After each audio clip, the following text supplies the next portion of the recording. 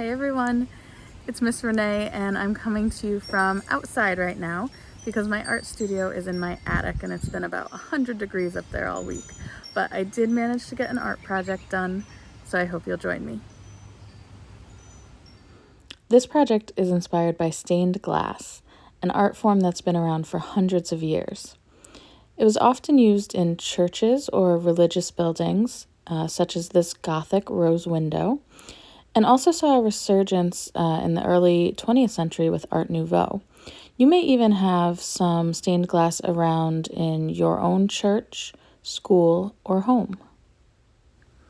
Here are the recommended materials you need for this project: a black piece of construction paper, a piece of tracing paper or parchment paper, some painter's tape or masking tape will work as well, a pair of scissors, and then a glue mixture or Mod Podge. So if you have Mod Podge, definitely use that.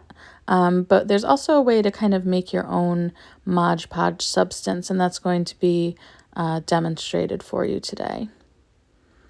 And then you're going to want some tissue paper or scraps of tissue paper. The first thing I'm going to do is rip up my tissue paper into little pieces. You can also cut if you'd prefer to use the scissors. If you're working with little kids, ripping paper might be something new. Like if I do this project with preschoolers, I need to actually show them how to make their pinching fingers on the tissue paper and then pull so that they can get little pieces. So you want to keep ripping until you get a good pile. It'll kind of depend how big you're working for this project. And then the next thing I'm going to do is to make my Mod Podge-like mixture. And you can do this with basic white glue and water. That's really all it is. So you want 1 part glue to 1 part water. I'm just kind of eyeballing it, but basically you want to make the glue thinner so it's not as thick when you go to paint it on.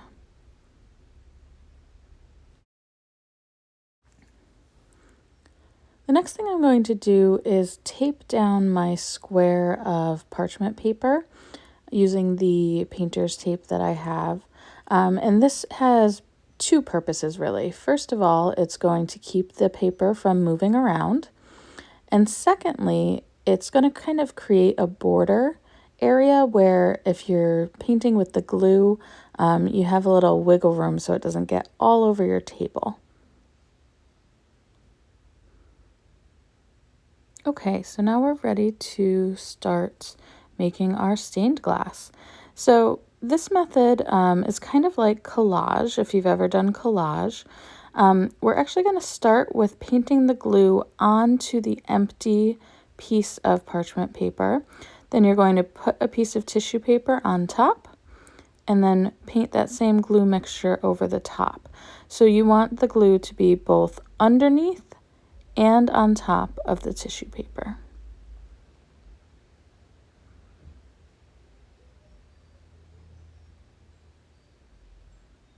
This is a great project to talk about overlapping with younger kids.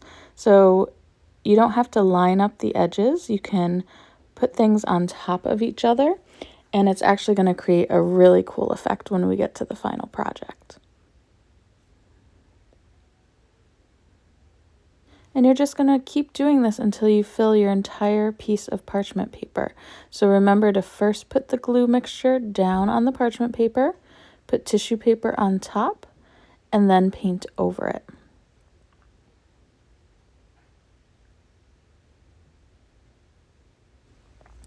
So after you fill up your paper, we're going to do one other little thing. I'm going to take that black piece of construction paper, and that's going to act as our leading. So if you look back at the examples at the beginning of this video, you'll notice black lines in between the colorful glass of the stained glass examples. That's called leading, and it's actual metal lead that is used to hold the glass pieces together. So to get that effect on our project, we're going to use the black paper, and you can do this any number of ways.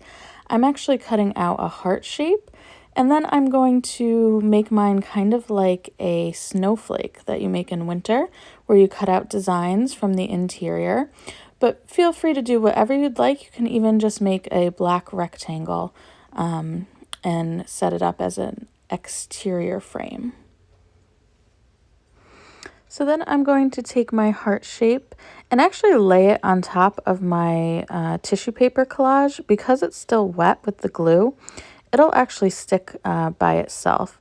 Alternatively, you can let the stained glass piece dry and then just attach your black over the top with glue stick or Elmer's.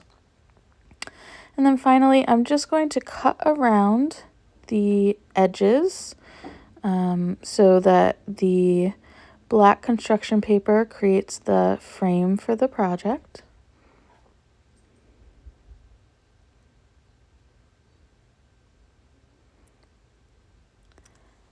And then we are done.